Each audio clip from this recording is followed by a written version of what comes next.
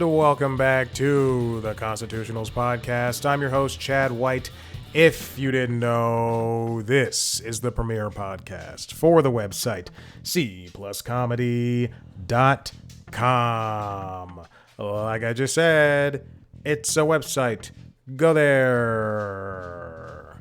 Okay, welcome back in. Here we are. We have another very special episode for you. Remember special episodes on shows like Different World, Different Strokes, Fresh Prince of Bel-Air. I'll name some comedies not starring black people. Hold on. Full House, Family Matters. No, Family Matters stars black people. And Saved by the Bell. You know, typically they would be like about smoking cigarettes or doing drugs. Like the episode of Fresh Prince where, Will was on speed or to study for class or something like that. Or Family Matters. It might have been Carlton. Or Family Matters where, I'm laughing now, this is horrible, where Steve Urkel was shot in the leg by a kid who brought a gun to school.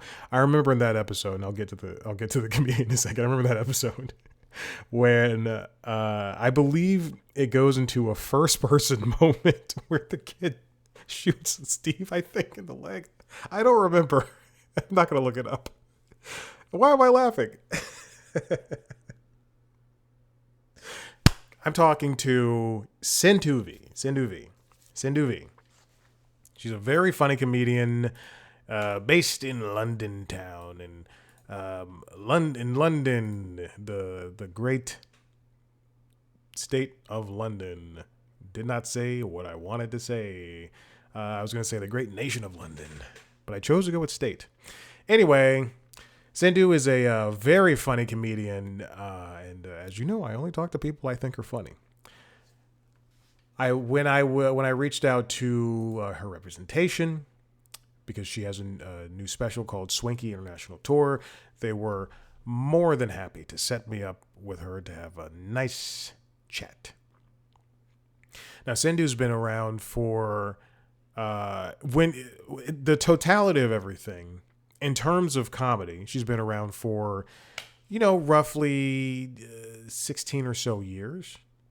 And then when you look at other comedians, you see that they've been established for a very long time, and they are they have those touring aspects about them. Sindhu, she's wonderful because if you go back, you can go to her YouTube, and I mentioned this in the interview. You can go to her YouTube. You can see some of the first few times she appeared on stage in 2012, and then soon after that. Not too soon, but soon after that, she was featured in a lot of great stand-up places, including the Edinburgh Fringe Festival, which is not just a stand-up place; it's an art performance place. But whatever.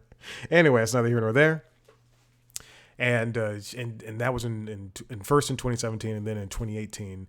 I believe in 2017. Well, she talks about it in the interview anyway. And then in 2018, Sandhog was kind of her first breakout thing, and then she has since gone on to do other sensational bodies of work, like Alphabet, a special that came out, I believe, last year, the year before that, and now she's about to go on tour with a tour called Swanky, starting in February 6th.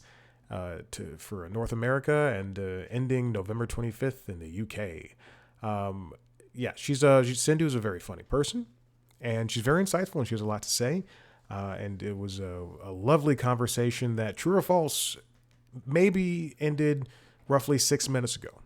I'm trying to record these the intros with. If you go back to some interviews I've had in past years. If I record them ahead of time and then I don't do the intro, sometimes I don't know what we talked about. So now I'm just trying to do this ahead of time. If you are a fan of comedy, you should check out Sindhu. She's very funny. And remember, this is another thing you should remember. Not only do I only interview people I think are interesting and funny. You don't have to be a comedian. You could be an actor or a musician or whatever. It's just I have to like you. But I only if they have something to say, I only want to talk to them. She has something to say. I've also seen her. You might have also seen her on Mock the Week, or Have I Got News for You, or QI, or Sex Education, if that's your show. Matilda, if that's a movie that you like. Matilda musical, the Netflix movie, uh, with the music was so good. That's all I have to say. It's a good musical um, of a movie that everybody that I know grew up with. I like Matilda. I like the world of Matilda. It's never, you know, I'm sure I should read the book. Why does she have those powers? Anyway, she's also in Starstruck and an animated Christmas movie called That Christmas. If you've not seen that movie, it's a movie about this British kids. It's all British, obviously. It's all British. These kids get separated from their parents on Christmas, and it's about the kids trying to survive by themselves and the parents trying to get back to them. It's wonderful. It's wonderful. Check it out. It's very sweet. Anyway, Sindhu is appears in all those projects. She also appears on she had a couple of series on Radio 4, BBC Radio 4, Sindhustan, and Things My Mother Never Told Me About Lockdown. There's also the podcast Child Labor. She also appears on other podcasts as well. What's this podcast called? The Guilty Feminist. Look at me. I have notes about the interview. About her on the interview. Anyway, I have a bunch of notes I took. She's wonderful. I mean this. She has a new tour that I believe, as of the release of this episode, I think this will be coming out a couple of days before the North American tour. Yes, I am correct, because that is how good I am at planning things. The tour, Swanky, starts in North America on February 6th, on the 6th of February. In San Francisco, California. She'll be popping around places like Vancouver, British Columbia, and Phoenix, Arizona, and New Brunswick, New Jersey, Atlanta, Georgia, Montreal, New York, and Washington, D.C. Then that comes to an end on the 22nd of March. And then in Europe, she'll be popping up from June 12th to the 14th in Amsterdam, Copenhagen, and Stockholm. And then that ends. And then the UK tour starts the 10th of September in Cardiff, and goes well into November 25th of November. And she'll hit places like Lancaster and Leeds. Leeds is the only way I know what Leeds is from The Incredibly Poor Decisions of Todd Margaret. Go watch it. It's a very funny show. Reading, London, Plymouth, York, Leicester, Nottingham, and Brighton. You can check out all of Sindhu's dates, as well as the special alphabet and the dates for Swanky, the international tour, on SindhuVee.com. You can go see her, you can listen to her, you can stream, go to the website, follow her on Instagram at Sindhu Vee, follow her on Facebook at Sindhu Vee Comedian, follow her on YouTube at Sindhu Vee Comedy. I don't know how to say things. And on TikTok at Sindhu Vee 100. If you want to see a video version of this conversation, go to youtube.com/C+comedy. You can see a video version of the other podcasts. Late Night Lately, the Late Night Show, and LinkedIn Logs, the Jobs podcast, and the mainline version of this podcast. Subscribe to those shows wherever you get your podcasts. Follow us on social media at C+comedy on TikTok, Instagram, Blue Sky, and YouTube. Me at Chad Black White on those platforms now. Check out the lovely and talented Sindhu Vee. Hi. Hi, Sindhu. Hey, how's it going? Very good. Am I on time? I think I'm on time. Yeah, you're perfectly on time. Like you're so on time. The number hasn't even turned over to 9:01 yet here. Listen, I aim to serve. That's all I'll say. Well, we appreciate that. Well, thank you for coming down and sitting down with me. What time is it? You're in London, right? Yeah, so it's 2 o'clock in the afternoon. Wow. I've Yeah. And for you, it's early. Are you in Canada? No, I'm in Atlanta. Atlanta, Georgia. Yes. I Yes. went to university with someone in McGill, and he was such a funny guy. We were all grad students, and that was the first time I'd ever heard someone say it. Because I asked him where he was from, and he said, "I'm from Atlanta, Georgia." And in my mind, those words just stuck together. Yeah. The way he would say it. He also did the most drugs of anyone I ever knew and was completely functional and such a great student. So I was like, Atlanta, Georgia is a magical place in my head. But yeah, Atlanta, Georgia. He learned it. He learned taking drugs from just based on where he's from. I don't know, but I think for me, being, like because I think the thing is people don't realize prior to 1991, India was a closed economy, so we didn't get Mm. that much exposure. So Mm. like if you met someone from Atlanta, Georgia, it was like, oh, I guess you're the first of you that I've ever met. You know what I Wow. mean? Yeah. And also, I was like, this guy's great. I really liked him, but the way he said it, you know, Yeah. so When did India open up? If 91, 91. So 91. 90, wow. So that was like really the first time that other cultures were kind of let inside of the nation. Well, no, it was more that I think it was more that we were always very well aware because we had an excellent education system, we were a democracy, but we didn't get radio and TV and everything from everywhere else. Hmm.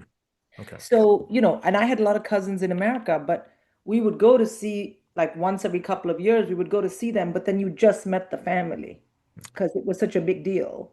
And you didn't have exposure to like all kinds of different parts of America. I knew about Prince, for example, because I got Mhm. pirated cassettes from my sister, but you just didn't have the same flow in and out. So we were very well aware of everything. We just hadn't met, people from all pockets. To be fair, when I got to the United States the first time and I met one of my friend's mothers, America was always open, and she was asked me if there were tigers on the streets in Delhi. And I was like, lady, what? You know what I mean? That's So I insane. think, well, yeah, she was an older lady. And I think it's just exposure is such a weird thing because it's it's both environmental but also where your mind is. Mhm. Do you know what I mean? Yeah. Like Yeah. now we're so used to being open to everything, and my kids are like, I went to eat Yemeni food. I'm like, that's amazing. Yeah. There was a time when when I was in my 20s where if you said to someone, I'm going to eat Yemeni food, they were like, are you going to Yemen? It just wasn't something you expected to find. So, yeah. So Yeah. anyway, this thing has got off to some big, big, deep discussion. My goodness. I'm so sorry. No, no, you're right. This is perfect because I like even here in Atlanta, I do live in an area of this. I live in East Atlanta where there are we are getting Yemeni places and like Yeah. and French places and African places and everything to eat food and that's great. But there's still, my grandma from the country doesn't know what quinoa is. She doesn't know what like it's like to me I go you know what quinoa is but just brown rice is what you have like you don't know what a crepe is but a sandwich is what you have so like even when I went to college when I went to university it was and I graduated from high school in 2011, and I went to college immediately after. I had never had sushi, so I Of just, course. yeah, Of course. And that's what I mean.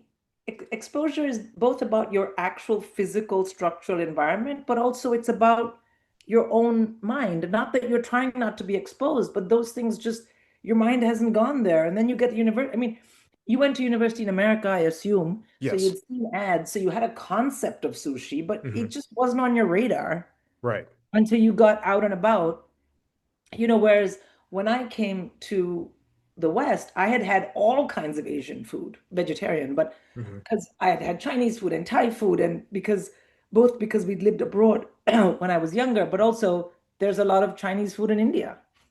I mean, Oh, China wow, is sitting right here, yeah, so there's a lot of, again, so it was so interesting to me. Like I understood chopsticks, mm, but I didn't know which forks on a European setting, what's to eat what. right, I knew how to use a fork and knife, but I'm like, why are there three forks? What are you yeah. doing? Do you know what I mean? Yeah. So it's such a funny thing, isn't it? Yeah. Yeah. I still don't know which forks to use. I like if you put more than two forks in front of me, I know salad fork, I know other fork, and then that's it. Well, apparently you just keep working from the outside. Right. But Okay. when you're at a dinner like that, and they're like, well, someone will serve you a plate of food. I'm like, all right, the butler, like who? But anyway, and then every time they take away that plate, you just move forks, I Yeah. guess. You know, Do so they funny. take the fork and the spoon away with that plate? Yeah, because Or you put it down on that. okay. Yeah. Okay. Yeah. Yeah, That yeah. that And I was at a dinner once where I was like, no, no, I'll keep this fork. And the guy was like, ugh. And then he just took it anyway. I was like, oh, okay, sorry.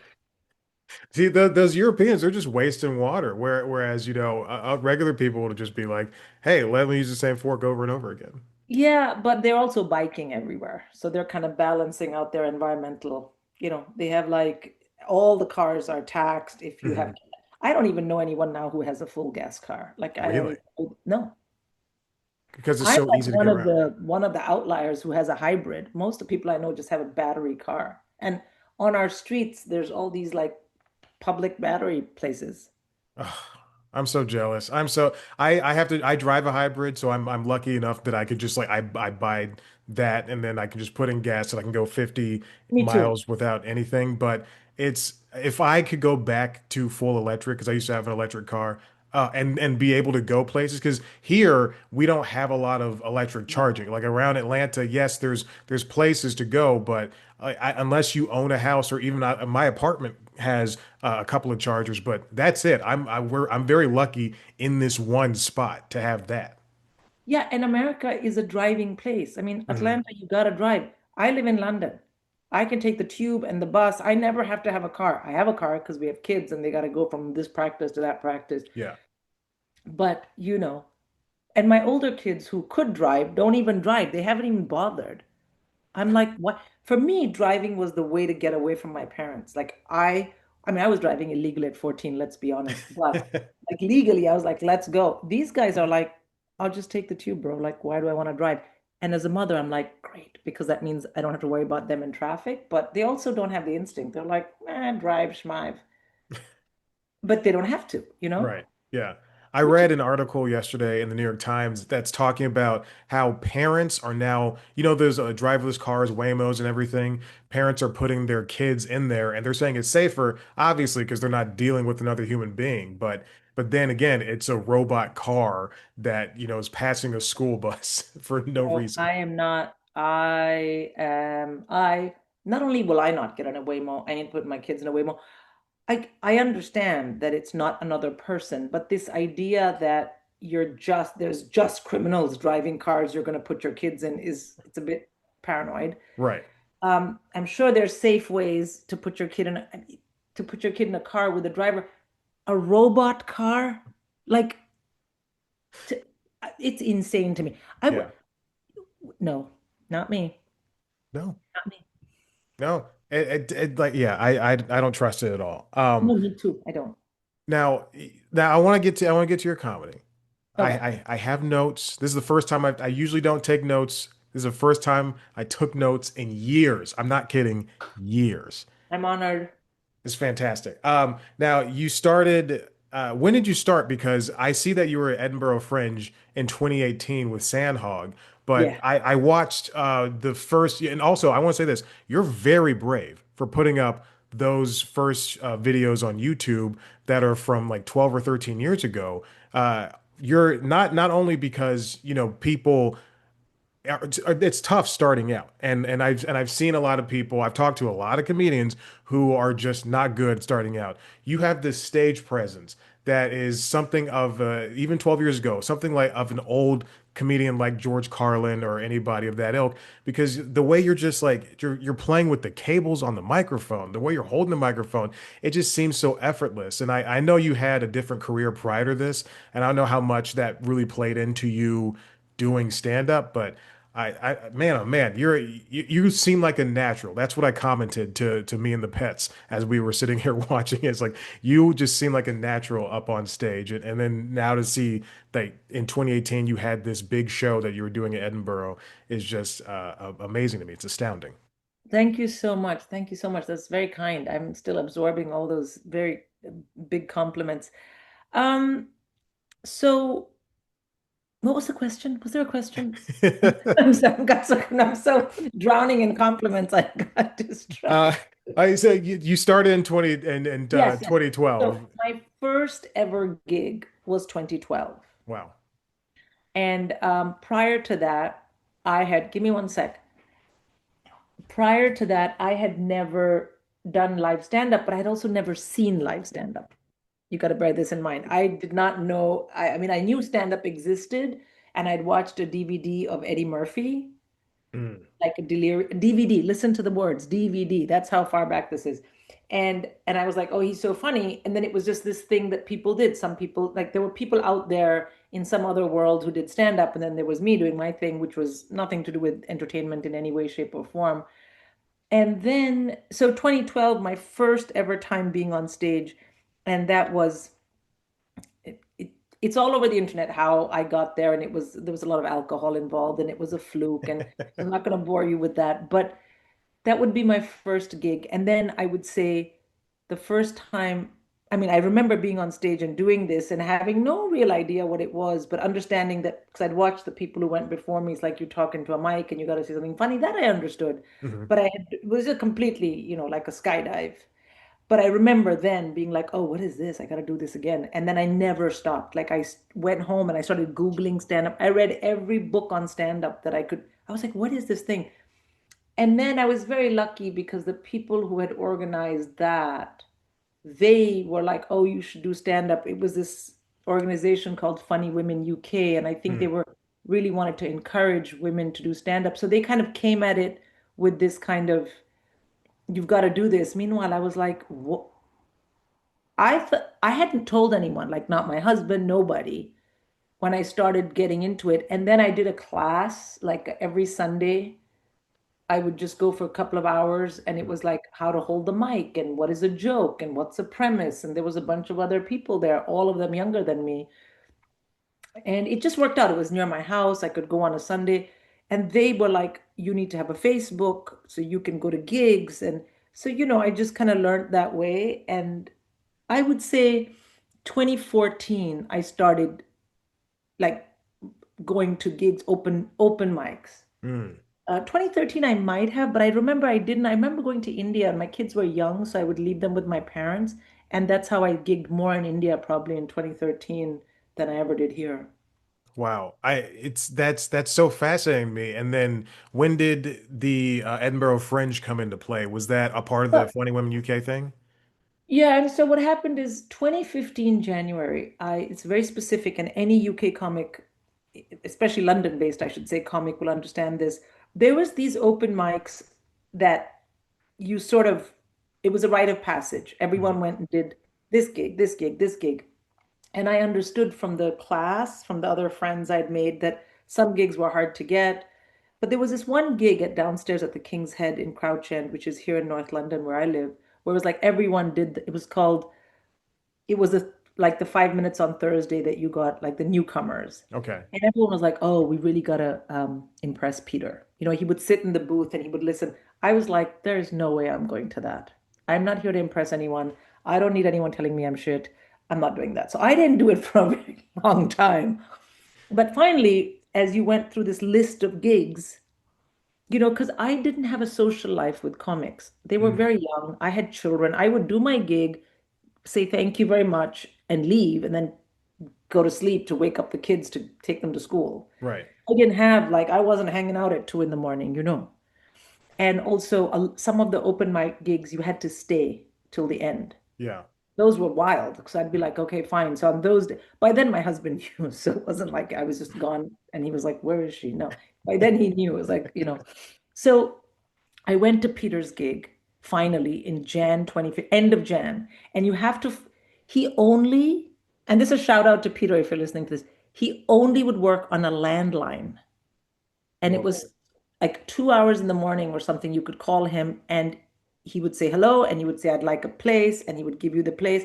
And if you screwed up and didn't show up or were late, that was it. You were dead. Mhm. So I finally got up the courage. And I was so nervous about this that I walked in and I saw an older gentleman behind the door and I said, "Hello, Philip." And he was like, "It's Peter." And I thought, well, that's it. I'm dead. Well, Philip, what an idiot. Anyway, so and the lore around it was if you did well enough, he would call you to the back and have a chat with you about your comedy. And this was like, otherwise you did your gig and it was Mhm. fine. I did my 5 minutes. And then I got off stage and everyone clapped. It was fine. And it's like a little cavernous room under a pub, you know? Yeah. And then the MC came to me after he'd introduced the next act and said, "Peter wants to see you." And then Peter was very good. He was very clear, was very direct. He said to me, "I've never seen you before, but that 5 minutes is not new.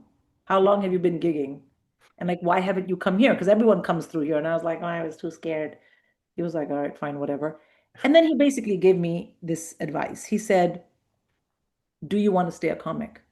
Like that was his question. And I Mhm. said, "Yes." And he said, "It involves touring. A good comic tours. And if you want to tour, can you tour? Do you have kids? What's your life?" And I was like, "I have young kids." He's like, "Can you do it?" I'm like, "Yes." And he said, "Okay, fine." And then he said, "If you are serious," and then he asked me how many times I was gigging. And I said, "Oh, every couple of weeks." He said, "If you're serious, pick a number more than one. And that is the number of gigs you're going to do every week without fail." Mhm.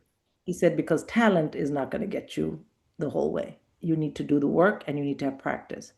I wrote that down in my little gig book. Okay. I got home and I swear to God, I think it was the 29th of Jan, 2015. I never stopped. I said, "I'll do 2 gigs a week." And I just never stopped. Wow, that's That was great. it. That was it. It was like, to me, that was like a path. Someone had told me the instruction, you know? Yeah. Like I remember when I used to play basketball, I played up until university, and the coach saying, "Line up your elbow," and visualize. Yeah, That yeah. went into your head like an instruction. It was the same thing. So, uh, yeah, so then I started gigging. And then because of that, I entered a few competitions here, including the BBC Comedy Awards. And when you enter that, and I was a finalist, um, agents come out and see you. Mm. And so that's when I got my first agent, and they were like, "You should bring a show to Edinburgh." And I was like, "I don't have an hour of material." They were like, "You will." So I did a 40-minute work in progress show at Edinburgh in 2017, and it was called Iguana Mum. I like that title. That's a good title. And then I prepared my show, and it was the 2018 Sandhog, and I got nominated for debut, which was great. And then it kind of then I did Apollo and I had that one clip and it just went viral. Yeah. And then I got an agent in the US and this, and then it just kind of became a professional thing. Yeah. But prior to that, most comics are just gigging until something snaps into place. Right. We're just gigging. Yeah. And the beeping you can hear is my watch. It's my Casio that I wear on stage, but I don't know how Okay. to turn the alarm off. So it goes off at 2:19 every single day, no matter where I am. And I'm like, I don't know how to change the time. That's it's a good reminder to keep you grounded. Yeah. So that's the story of how Edinburgh came, Yeah. and for UK comics, taking a show to Edinburgh is I mean, it used to be very much terra firma. That's what you did. Hmm. Now it's different because now there are comics who are so big on social media, they can go on tour and they get an agent. They never have to go to Edinburgh, which is great as well because it's very expensive and it's a month of doing your show every day and other gigs. I mean, it's quite mental. I've done it 2 times, well, Yeah. three, but this time was just a work in progress. That makes me wonder in that multi-year that's process, between 2012 and 2018, as you mentioned before, you weren't hanging out until 2 in the morning. You weren't doing that this and that with the other comics. Did you find it a little bit more taxing or difficult as a woman who's well established in her life and who's a person of color who just like doing stand up and was it difficult for you? And I know obviously we can't see the other side of like how a white comedian is supposed to do it and how they're coming up and everything. So was that tough for you? Did you ever see any kind of adversity from your angle? Well, I never felt an adversity from other comics for Okay. sure. Comics are it's the most collegiate group of people I've ever worked with. I used to be in academia, then I was in investment banking, then they're very collegiate.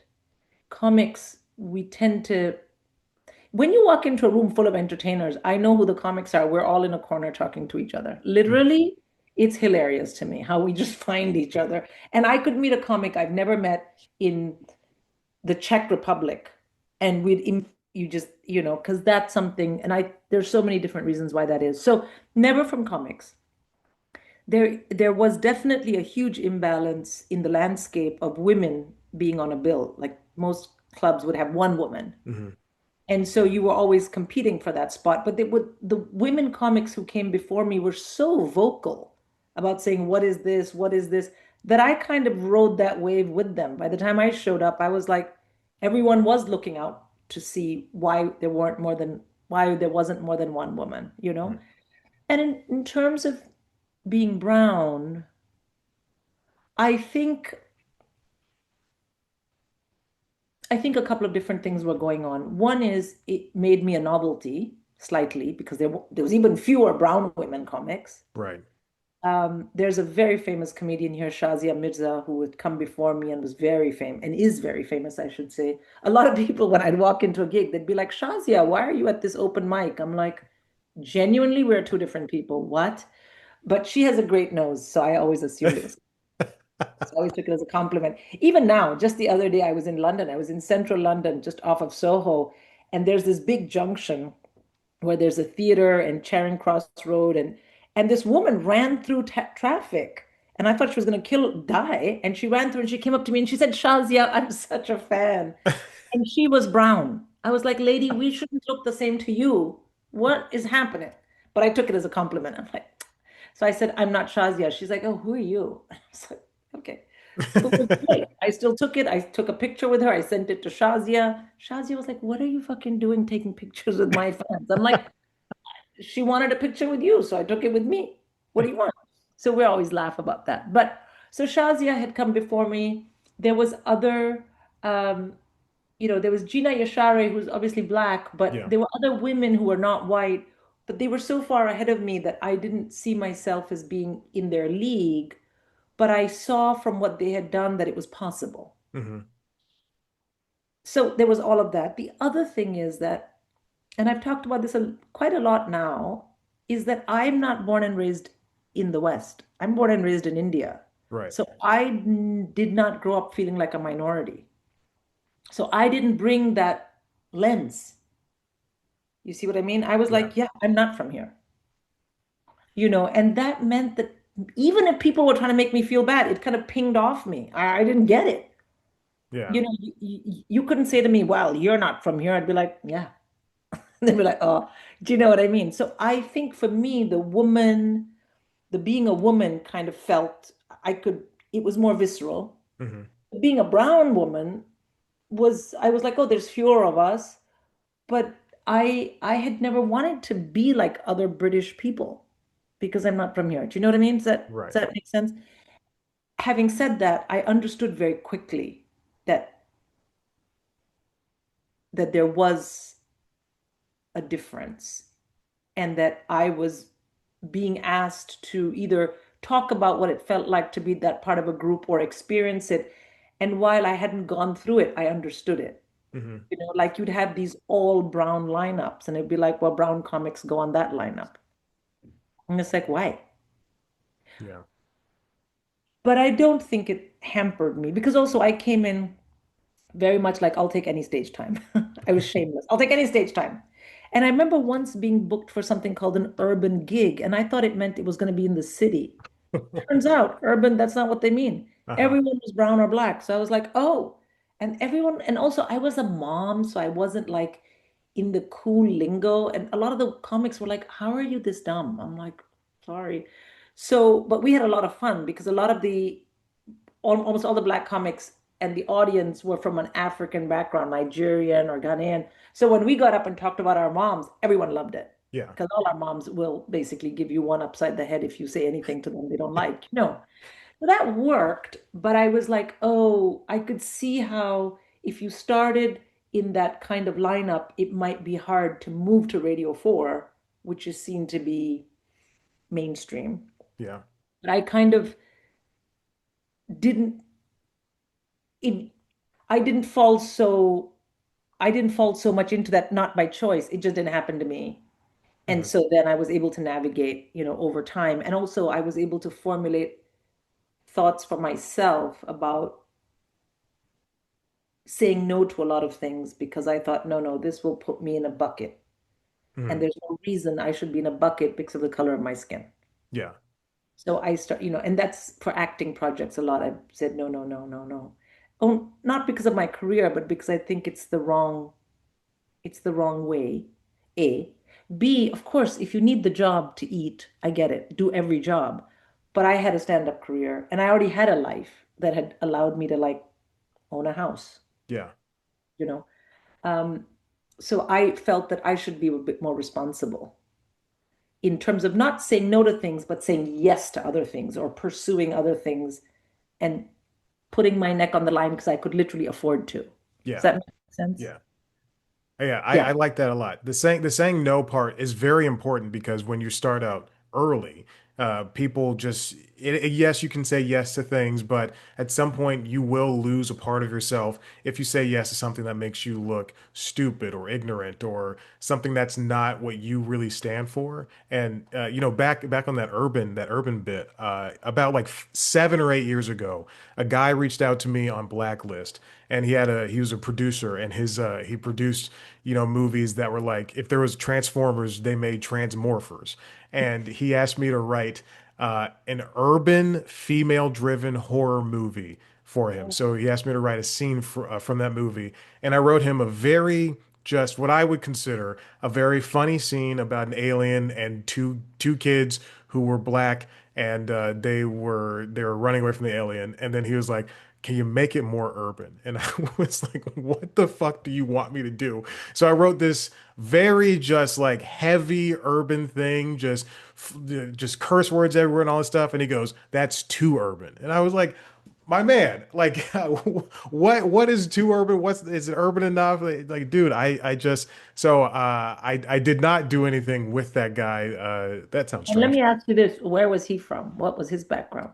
He was I had one phone call with him. He was a white guy from what sounded like New Jersey. You know? But and I don't mean at all to paint all white people as in this way, but let me say this. If as an Indian who had never like say that I'm living in India Hmm. and and I have cousins who live in India and they, they don't have huge exposure to the West. They have a certain idea in their mind of what white people do. Like they don't put any spice. They don't even put salt in their food.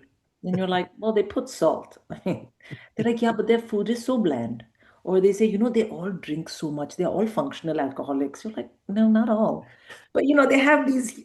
So similarly, I guess uh, people who are white have about not white. But also, if you're already trying to make a movie, you should have a little bit more awareness. Right. You're not my cousin sitting in India. You know what I mean? Yeah.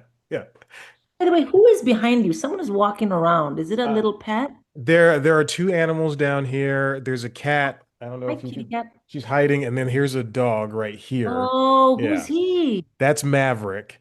Oh, Maverick Uh, is so handsome. yeah, Maverick and Luna. I'll show you a picture of them. That's them right there. No, I love them. Yeah. They're adorable, but they are like truly just running around like while you're talking, they're fighting in the background, running into each other, and I'm just like, guys, calm down. I have a couple more minutes here, please. And also, Luna looks like Luna's in charge. Yes, yes. Luna, she was born last May. I had a cat last year who died in Oh, April of last year, and then Luna was born like a month after, and I got her in July, and they became very fast friends, but she is a baby still, and she's in charge of everybody. I can see from that photo. Yeah. Maverick's like, Yeah.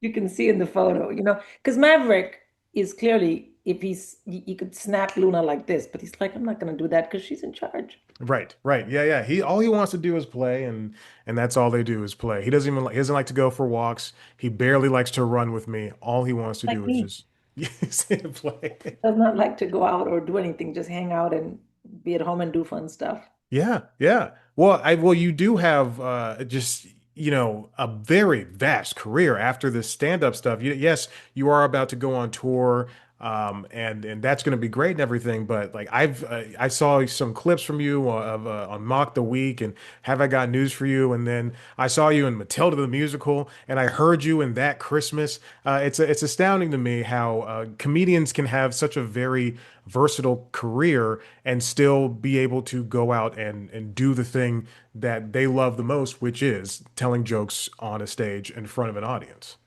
Absolutely. I mean, it's so cliched to say this, but I genuinely feel so grateful because I never thought I'd do stand up, but when I started doing it, I'm like, okay, I'm home. That was clear to me. And then I started doing acting, and I was like, what is this? Acting was like going to a exotic club where you did not know what was going to happen, but it was kind of dangerous. Stand up is like your home. You know what's going to happen. I know where my kitchen is. I know, and I love being home.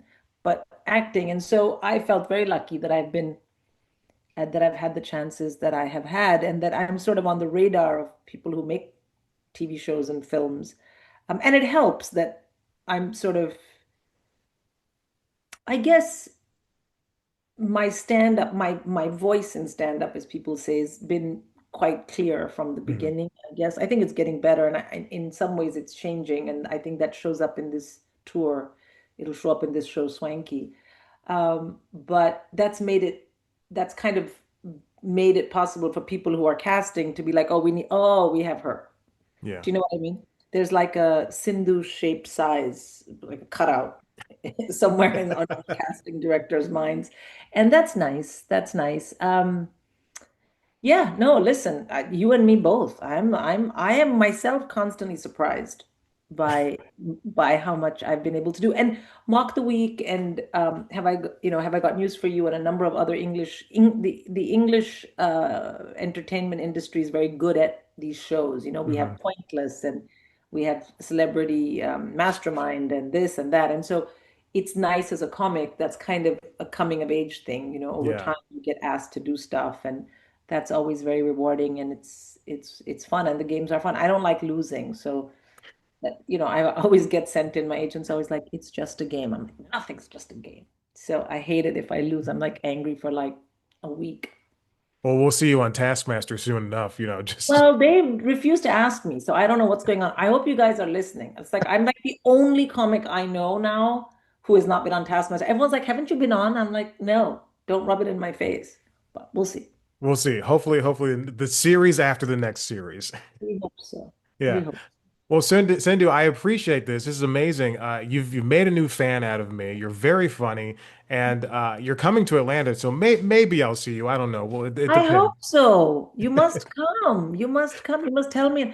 Thank you so much for having me on, because I don't really have a lot of platforms on which I can engage with an American audience outside of my show, Right. which is kind of a bit late. It's like, how will they know about me? Then they come to my show. So Exactly. this is great. No, this is so good. I'm coming to Atlanta. What's the date again? Let me I check. believe it's like March 7th or something like that. Yes, it is in March. I know it's not a February date. It is the 7th of March at Center Stage Theater. Look at me.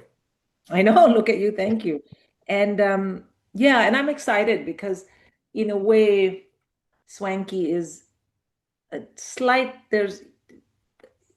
it's slightly different, I guess. There's there's things that probably in the past I was like, oh, can I say this on stage? And now I'm like, yeah. So Hmm. here it comes. And it's nothing mean to anyone else. I think it's more personal to me, and uh I have had a lot of material in my other shows about my mom and my dad, and they have since passed. Oh, okay. So yeah, so I don't have much new to say about them because I haven't talked to them for a few years, you know. Right. And so as a comic, I think then you're like, you kind of my, or for me as a comic, the thoughts in my head are my own. Yeah, And so there's different stuff coming out. We'll see. we'll see. Yeah.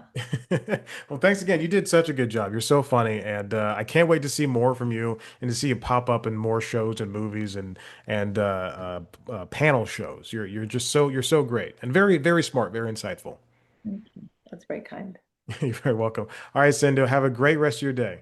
Thank you, and bye to Maverick and uh Luna.